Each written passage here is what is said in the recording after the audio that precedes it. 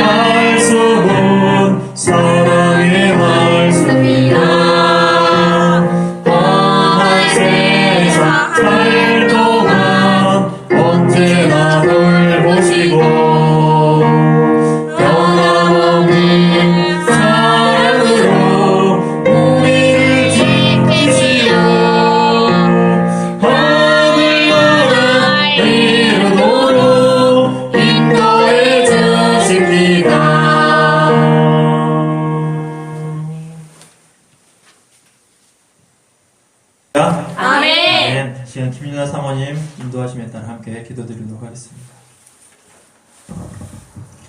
살아계신 하나님 아버지를 찬양합니다. 지난 3일간 지켜주시고 수요 예배로 이끌어 주셔서 감사드립니다. 각 처소에서 하나님 앞에 나아가오니 성령 하나님 충만히 임재하여 주시옵소서. 예배드리는 10년 가운데 성령으로 역사하여 주시옵소서. 하나님, 저희들의 생각과 마음을 예수 그리스도께 복종합니다. 하나님께 영광 올려드리는 귀한 예배가 되게 하여 주시옵소서. 하나님, 저희들의 삶을 되돌아봅니다. 짧은 소견으로 이웃을 비판하고 정죄한 죄, 죄인지 알면서도 타협한 죄, 입술을 지켜내지 못하고 범한 죄, 하나님 앞에 완악한 마음과 불순종한 죄, 십자가에 못 박습니다. 불쌍히 여겨주시고 예수 그리스도의 보혈로 덧입혀 주시옵소서. 하나님, 생명나무 교회를 붙잡아 주시옵소서. 구원의 방주로 든든히 서게 하시고 믿는 이들 주를 잊게 하여 주시옵소서. 온 성도들이 성령 안에 하나 되게 하여 주시옵소서. 하나님, 이 나라 이 민족 불쌍히 여겨 주시옵소서. 주님이 친히 다스리는 나라, 하나님께서 친히 간섭하여 주시고 공의와 정의가 흐르는 나라 되게 하여 주시옵소서. 전염병의 피해로 어려운 이들 위로하여 주시고 장기화된 전염병의 시간들 가운데도 온 국민이 지치지 않고 굳건히 이겨낼 수 있도록 붙잡아 주시옵소서. 아멘. 저희들의 체질에 맞게 백신과 치료제가 개발되게 하여 주시옵소서. 믿는 이들 깨어나 근신하며 하나님 앞에 엎드려 기도하게 하여 주시옵소서. 말씀 받기를 소망합니다. 다니엘 세우신 목사님 성령으로 충만케 하여 주시옵소서. 영육간에 강건케 하시고 예수 그리스도 영으로 붙잡아 주셔서 늘 은혜가 넘치게 하여 주시옵소서. 말씀이 선포되어질 때 저희들의 상한 심령과 마음이 회복되게 하여 주시고 저희들 안에 있는 모든 어둠의 것이 떠나가게 하여 주시옵소서. 들을 길을 주시고 말씀 들을 때에 깨달아지게 하여 주시옵소서. 저희들의 믿음이 자라나게 하여 주시고 저희들의 고집스러운 성품이 변화받고 예수 그리스도를 닮아가는 온유한 성품 되게 하여 주시옵소서. 길이요 진리요 생명 되신 예수 그리스도 이름으로 기도드립니다. 아멘.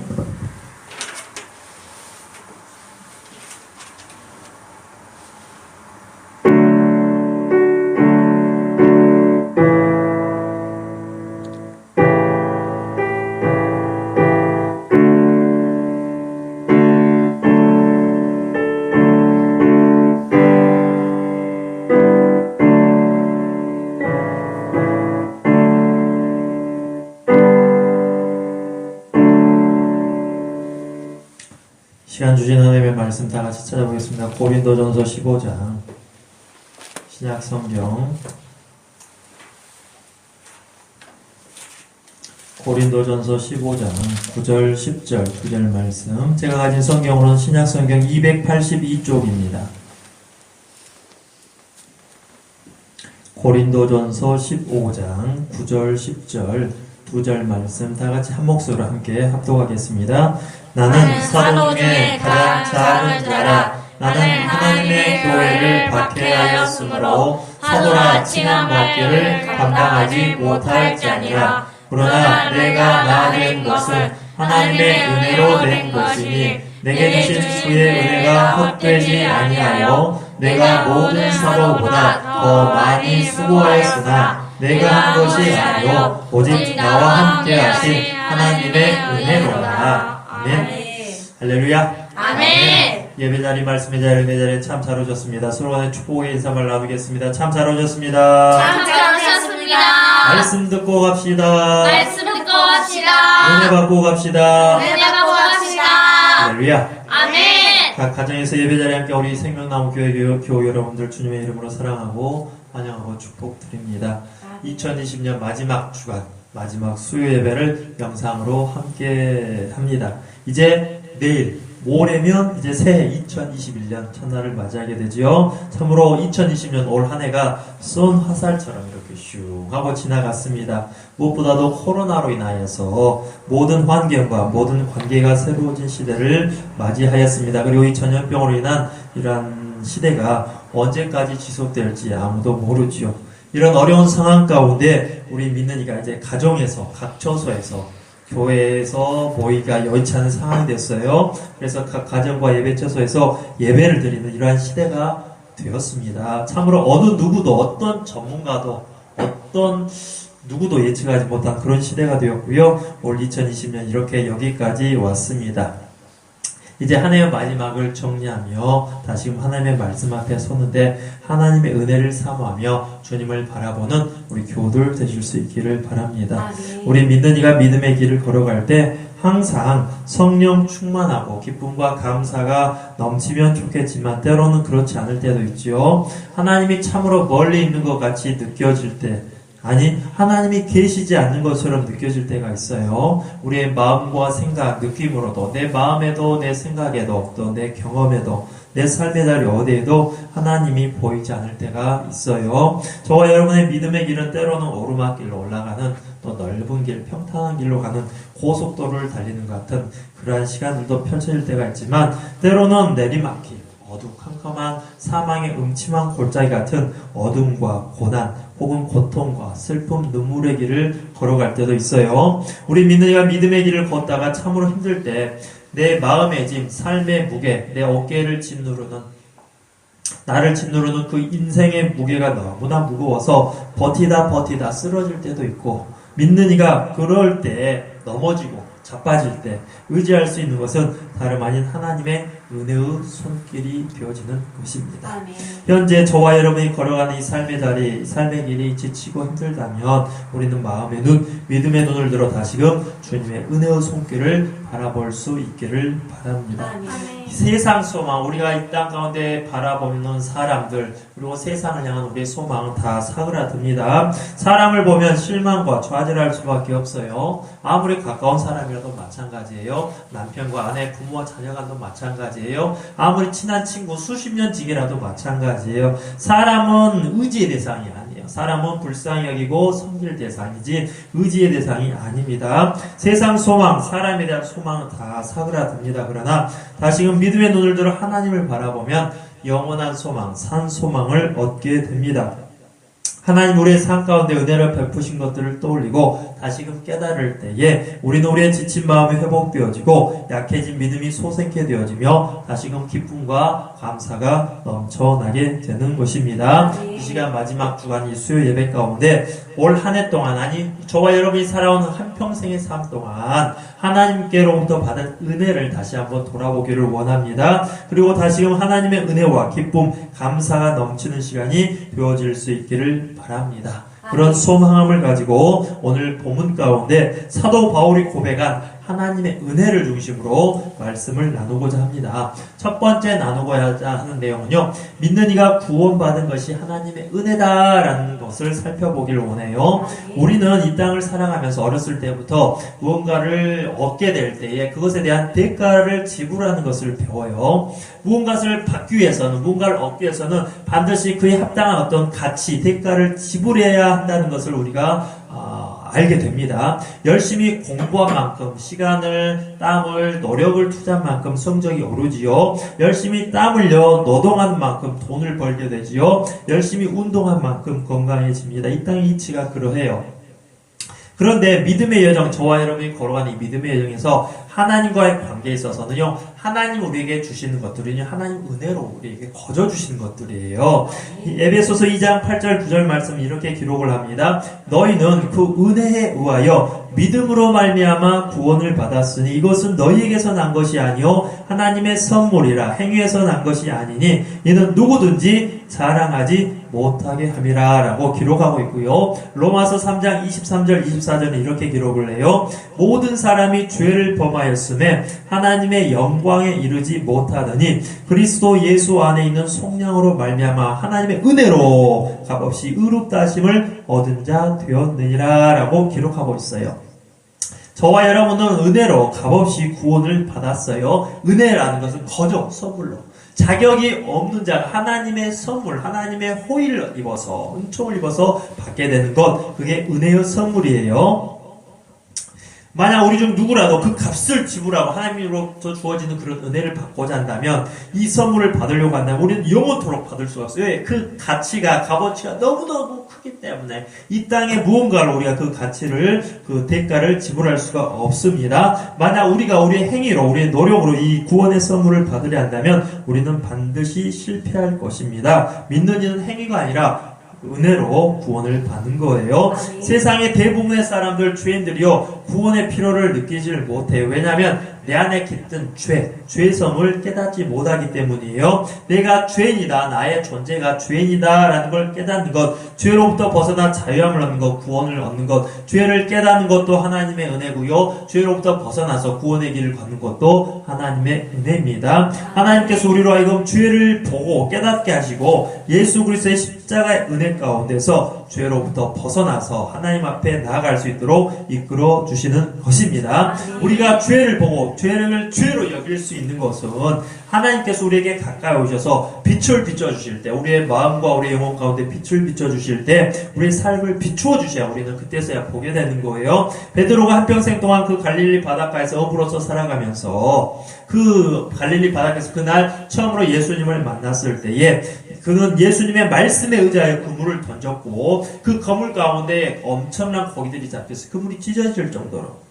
그리고 그 광경을 보면서 베드로가 깨달은 건 뭐냐면 자신의 죄성을 발견하고 주님 나를 떠나소서 나는 죄인입니다 라고 고백을 했어요. 예수님의 은혜 가운데 은혜의 빛 가운데 말씀의 빛 가운데 베드로가 자신의 죄된 실상을 보게 되었고 주님의 은혜 가운데서 새로움을 얻게 된 것입니다. 우리가 죄를 보고 깨달을 수 있는 것은 주님께서 가까이 오셔서 우리에게 비춰주실 때 우리가 알 수가 있는 거예요. 우리가 주님을 가까이 만나야 죄인됨을 깨닫습니다. 어둠 가운데 빛이 비추어야 어둠이 얼마나 짙은지를 알게 되는 거예요. 우리 가운데 빛 대신 주님이 비추어 주시지 않으면 우리는 어둠 가운데 있으면서도 어둠인 줄 몰라요. 죄 가운데 머물고 죄를 먹고 마시면서도 그것이 정작 죄인 줄 몰라요. 우리가 죄를 깨닫는 것 그리고 죄를 벗어나 자유를 얻는 것 곧 다시 말해서 구원을 얻는 것이 모두 다 하나님의 은혜다라는 것을 먼저 살펴봅니다. 두 번째 살펴볼 내용은요. 믿는 이가 저와 여러분이 오늘 하루 24시간 살아가는 것이 하나님의 은혜다라는 것을 살펴보고자 합니다. 오늘 본문에서 사도 바울은 이렇게 고백을 해요. 10절 말씀 그러나 내가 나 된 것은 하나님의 은혜로 된 것이니 라고 바울이 고백을 해요. 내가 나 된 것은 굉장히 독특한 표현이죠. 나는 난데 내가 나 된 것은 하나님의 은혜로 된 것이다. 이게 사도 바울의 고백인데요. 사도 바울의 삶을 보면 그가 과거 한때 젊었을 때에 하나님의 교회를 핍박하는 자였어요. 곳곳을 찾아다니면서 예수 믿는 자들을 잡아서 감옥에 가두는 그러한 일을 막 앞장섰던 사람인데요. 그날도 다메섹 도상에서 이렇게 걷다가 살아계신 예수 그리스도를 빛 가운데 만나게 됩니다. 그리고 나서요 사도 바울이 완전히 다른 사람으로 변화받게 되었어요. 주님을 만난 이후로는 예수 그리스도의 그 십자가의 복음을 외치는 자로 살아가게 됐어요. 그 이전에는 예수 믿는 자를 잡았던 사람이 이제는 예수님을 증거하는 삶으로 바뀌게 되었어요. 그는 스스로의 정체성을 이제 예수 그리스도의 종, 예수 그리스도의 사도라라고 고백을 해요. 바울의 삶 가운데 과거에 교회를 핍박했기에 사도라 칭함받기를 감당하지 못할 자다. 바울은 그렇게 여긴 거예요. 그러나 하나님의 은혜로 내가 나되었다. 하나님의 은혜로 내가 사도가 되었다는 거예요. 믿는 이가 주님의 은혜를 참으로 깨닫게 되면 그의 삶이 새로워집니다. 자식들이 우리 어린 자녀들이 어려서는요 철부지로 지내요. 철부지로. 그러다가 나이를 하나씩 먹게 되고 자라나서 이제 청소년이 되고 청년이 되고 이제 어른이 돼서 가정을 이루게 되면은 이제 깨달은 게 있어요. 그게 뭐냐면 철이 들어가요. 철. 사람이 참으로 어른이 되는 것은 언제일까? 시간이 지나서 몸만 훌쩍 커버렸다고 해서 둥치만 커졌다고 해서 그게 어른이 될까? 사람이 참으로 어른이 되는 것은 자신에게 은혜를 베풀어 주신 아버지, 어머니, 아빠, 엄마, 부모님의 은혜를 마음으로 깨달을 때 나를 올바른 사람이 되도록 나를 인도해 주신 스승, 선생님의 은혜를 참으로 깨달을 때 나를 나되도록 도와주신 주변 분들의 마음을 헤아릴 때 그가 비로소 자라나서 참된 어른이 되어지는 것입니다. 그 사람이 참으로 은혜를 깨달을 때 그는 이제 몸뿐만 아니라 마음이 자라난 사람이 되는 거예요. 마음. 자식이 부모의 은혜를 깨달을 때 부모님을 향한 태도와 마음가짐이 달라져요. 부모를 공경하는 태도가 달라져요. 예전에는 제가 부모님 사랑해요, 부모님 제가 존중해요. 입술로는 그럴 수 있어요. 그러나 마음의 중심이 바뀌지 않아요. 철들기 전까지는. 그러다가 정말로 하나님의 은혜 가운데 은혜의 빛 가운데서 부모님의 사랑과 은혜를 다시 한번 발견하게 되면 그 부모를 향한 그 입술만의 고백이 아니라 부모님 사랑해요, 부모님 존경해요, 존중해요가 아니라 마음의 중심에서 그 태도가 달라지는 것입니다. 제자가 스승의 은혜를 깨달을 때도 스승과의 관계가 새로워져요. 교우들이 목회자의 관계에 있어서 목회자를 영적 권위자로서 발견하게 되고 목회자를 통해서 주신 하나님의 말씀을 발견하게 될 때, 은혜를 발견하게 될 때에 그 마음의 중심이 새로워지게 되는 것입니다. 마찬가지로 우리 믿는 이가 주님의 은혜를 깨달을 때에 나의 삶이 주님 앞에서 새로움을 얻게 되는 거예요. 주님을 향한 마음, 신앙생활의 태도가 새로워지는 것입니다. 은혜를 깨닫지 못하면요, 우리의 마음이 기고만장해요. 교만해요. 그러면서도 교만한 줄 몰라요. 내가 잘한다고 여기지만 정말로 잘하는 게 아니에요. 사도 바울이 교회를 하나님의 사랑하는 마음으로 예수 믿는 자를 핍박하면서도 본인은 잘한다고 얘기했어요. 그러나 은혜의 빛 가운데 드러나고 나서야 사도 바울이 고꾸라졌어요. 주어진 삶의 자리에서 하루를 살아간다는 것, 저와 여러분이 잠자리에 누워 편히 잘 수 있는 것 하나님의 은혜이며 하나님의 돌보심이에요. 아침에 되어 눈을 뜨고 새로운 날을 시작하는 것 주님의 은혜입니다. 여러분이 이 시간 여러분의 가정에서 이렇게 앉아서 예배 자리에 함께 머물고 있는데요. 아침에 눈을 떠서 밤에 잠자리에 누워서 감을 때까지, 눈 감고 이렇게 주무실 때까지 하루 그 24시간 주어진 시간 가운데 이모저모로 살아가는 그 모든 삶의 자리, 호흡하고 먹고 마시고 자고 깨고 걷고 바라보고 듣고 행하는 삶의 그 모든 크고 작은 사건들 가운데에 하나님의 은혜의 손길이 저와 여러분을 붙잡아 주어서 우리가 살아갈 수 있는 곳입니다. 성경은 사람은 머리카락 하나도 희고 검게 할 수 없다라고 마태복음 5장 36절은 기록을 해요. 내 몸에 붙어있는 머리카락이 색깔 하나도 나 스스로 어찌하지 못해요. 우리는 물론 목사님 염색하면 되잖아요. 맞아요. 근데 그건 정말 색깔이 바뀌는 게 아니에요. 그렇게 색깔만 보여지는 거지. 새치가 많아서 흰머리가 많아서 시커멓게 한번 해보자. 시간이 지나면 또 새치는 또 그렇게 보여요. 우리는 내 머리카락 하나로도 어떻게 변화를 시킬 수 없는 그런 존재예요. 그러나 하나님의 은혜 가운데 우리가 이렇게 이 땅 가운데 살아가는 것입니다. 알고 보면 저와 여러분이 한없이 연약하고 부족한 우리 인간을 하나님께서 하나님의 형상대로 우리를 이렇게 빚으시고 우리를 지으셔서 하나님의 뜻을 알게 하시고 하나님의 은혜를 깨닫게 하시고 은혜 가운데 우리를 붙잡아 주셔서 하루하루를 살아가게 해 주시는 것입니다. 한 가지 더 나눌게요. 믿는 이가 사명을 감당하는 것도 하나님의 은혜 가운데 우리가 감당하는 것임을 살펴보길 원해요. 바울은 그에게 주신 주님의 은혜가 헛되지 아니하여 모든 사도보다 더 많이 수고했다라고 말씀하고 있어요. 바울은 과거 한때 교회를 핍박했기 때문에, 예수 믿는 이들을 핍박했기 때문에 스스로 이렇게 부끄러운 마음이 있어요. 자괴감이 있어요. 나 같은 것이 감히 어떻게 사도로 쓰임받는단 말인가. 나는 자격 없는 자다. 나는 감당할 수 없는 자다. 우리가 교회를 출입하면서요, 우리가 직분자들, 특별히 직분 처음 받게 되신 분들이 공통적으로 그런 얘기를 많이 하세요. 아이고, 목사님, 제가 어떻게 집사님 하겠어요? 제가 어떻게 장로님, 제가 어떻게 권사님, 다 이런 마음이 있어요. 아이고, 저는 부족해요. 저는 연약해요. 저는 능력 없어요. 지혜 없어요. 맞아요. 우리가 뭐를 잘해서 가요. 제가 항상 강조드리는데요, 우리가 이걸 너무 잘해서 주님께서 이런 걸 맡겨주신 그런 것이 아니라요, 주님께서 우리에게 뭔가를 맡길 때는요, 좀 더 열심히 해봐, 좀 더 충성되게 해봐, 좀 더 성실하게 해봐. 그래, 너 지혜도 부족하고 능력도 부족한지 나도 알아. 그러나 지혜의 근원, 능력의 근원, 우리 하나님이 지혜를 주시고 우리 하나님이 능력을 주시는 거예요. 그래서 우리에게 직분 주시고 사명 주셔서 그걸 감당할 수 있도록 주님께서 붙잡아 주시고, 그러려면 우리는 주님 앞에 엎드리셔야 돼요. 기도하시고 주의 도우심을 구해야 되는 거예요. 주님은 사도 바울에게 복음을 맡겼어요. 예수 십자가의 복음을 깨닫게 하시고 모든 민족 가운데 복음을 전파하는 자로 바울을 세우셨어요. 바울은 주님께서 그에게 주신 사명이 복음을 전하는 것, 열방 가운데 이방인들에게 복음을 전하는 것임을 깨달았어요. 그리고 사도 바울은 그 복음은 어떠한 복음인가? 은혜의 복음이라고 칭하고 있어요. 같이 성경 한 구절 찾아보겠습니다. 사도행전 20장. 여러분의 성경 같이 찾아볼게요. 사도행전 20장 24절. 제가 가진 성경 신약 성경 223쪽이네요. 신약 223쪽 사도행전 20장 24절 한 절 말씀을 찾으셨으면 다 같이 한 목소리로 크게 합독하겠습니다. 시작. 내가 달려갈 길과 주 예수께 받은 사명 곧 하나님의 은혜의 복음을 증언하는 일을 마치려 하면은 나의 생명조차 조금도 귀한 것으로 여기지 아니하노라. 아멘. 사도 바울의 복음에 대한 본인의 사명에 대한 믿음의 고백이 방금 함께 읽은 복음 말씀이에요. 내가 달려갈 길과 주 예수께 받은 사명, 곧 하나님의 은혜의 복음을 증언하는 일을 마치려 하면은 나의 생명조차 조금 더 귀한 것으로 여기지 아니하노라. 아멘.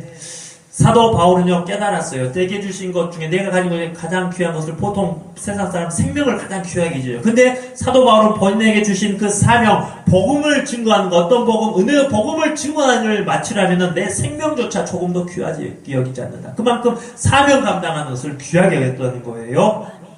하나님의 은혜를 받은 바울은 복음, 십자가의 복음이 은혜의 복음이라는 것, 그리고 그러니까 사도의 사명, 사도의 직분을 받았다는 것, 그리고 그것을 감당할 수 있는 것도 주님의 은혜라는 것을 깨달았어요. 그는 주님의 은혜에 힘입어서 더 많이 수고했어요. 더 많이 땀 흘렸어요. 더 많이 헌신했다는 거예요. 오늘날 우리가 교회를 출입하면서요, 하나님께서 우리들 각자 우리 집사님들, 우리 성도님들, 우리 청년들에게 주신 직분이 다르고요, 또 달란트가 다르고요, 어떠한 장점과 단점이 다 다르지요. 하나님께서 여러분의 어떤 장점, 달란트를 주셨으면요, 그것 가지고 너 혼자 잘 먹고 잘 살아가? 아니라 그것을 통해서 내 가정을 섬기고 내 이웃을 섬기고 무엇보다도 주의 몸된 교회를 섬기고 하나님의 나라와 이 민족과 한국교회 열방을 섬기는 자로 하나님께서 여러분을 쓰시는 줄 믿습니다. 그래서 그것을 귀하게 여기시고요. 내가 남보다 땀 한 방울 더 흘렸다. 아이고야 나만 고생한 아니에요. 하나님은 그 모든 땀방울과 또 우리의 기도의 눈물을 다 보시고 다 아시죠.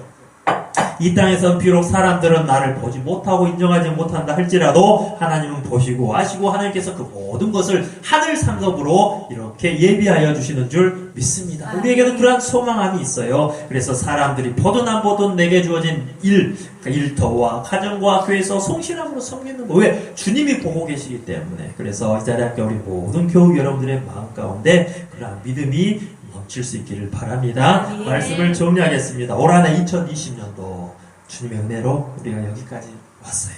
이 자리에 함께한 각 가정에서 지금 예배한 우리 모든 교우 여러분들 모두 다 하나님의 은혜를 받았습니다. 우리 중 어느 누구도 주님의 은혜 없이는 이 믿음의 길을 끝까지 걸어갈 수가 없어요. 코로나 전염병으로 인해서 오늘을 살아가는 모든 이들, 저와 여러분의 인생 짐들, 마음의 짐들이 가볍지가 않아요. 그러나 택함받은 하나님의 백성들은 그 인생짐, 무거운 짐을 내가지고 가는 것이 아니라 예수 그리스도의 십자가 앞에 이제 이렇게 내려놓는 사람이에요. 여러분의 어깨와 여러분의 마음을 무겁게 하는 모든 짐들, 죄짐, 또 건강, 재정, 자식들, 내 성품의 연약함, 관계 어려움, 그 모든 인생의 짐들을 우리 주 예수 그리스도의 십자가 앞에 내려놓으시고 이제 그 십자가 앞에서 우리 주님을 바라볼 수 있기를 바랍니다. 십자가의 복음을 한평생 전한 사도 바울의 고백을 다시 한번 우리 마음에 새길 수 있기를 바라는데요.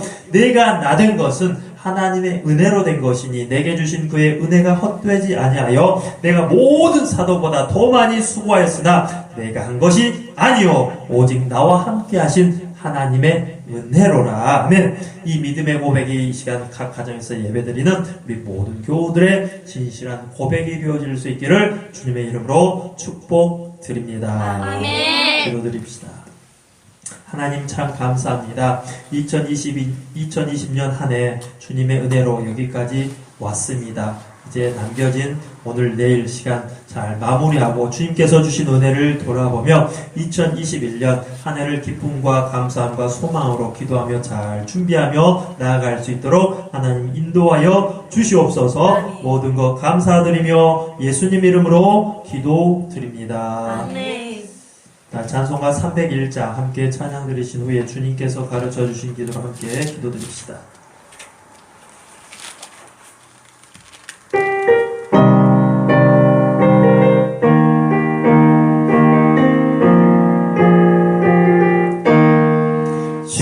지금까지 지내온 것 주의 크신 은혜로 어디 주의 사랑 어찌 이루 말하랴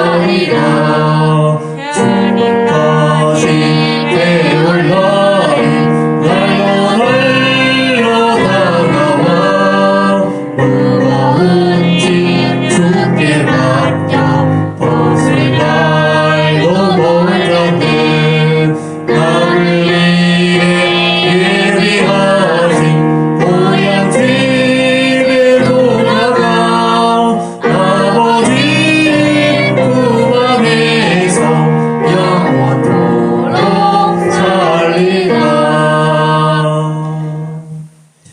하늘에 계신 우리 아버지여, 이름이 거룩히 여김을 받으시오며 나라가 임하시오며 뜻이 하늘에서 이루어진 것 같이 땅에서도 이루어지이다. 오늘 우리에게 일용할 양식을 주시옵고 우리가 우리에게 죄 지은 자를 사하여 준 것 같이 우리 죄를 사하여 주시옵고 우리를 시험에 들게 하지 마시옵고 다만 악에서 구하시옵소서. 나라와 권세와 영광이 아버지께 영원히 있사옵나이다. 아멘.